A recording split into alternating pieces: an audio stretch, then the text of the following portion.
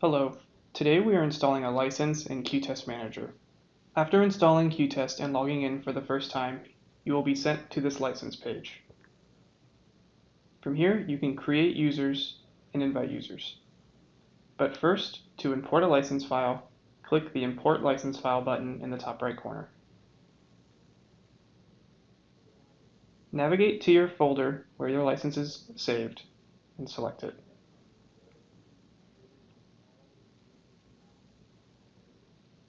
When you upload your license, you will see the current license details, if you have some, and the new license details here.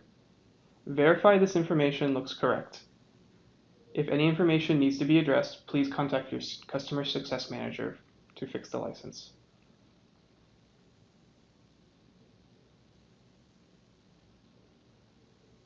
Verify the active and available user count is valid with your license type.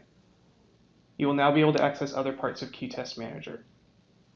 This concludes the installing a license portion of this video.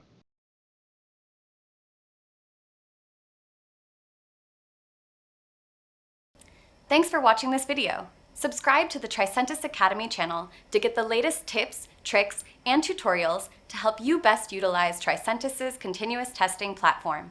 For more information, please click the links in the description.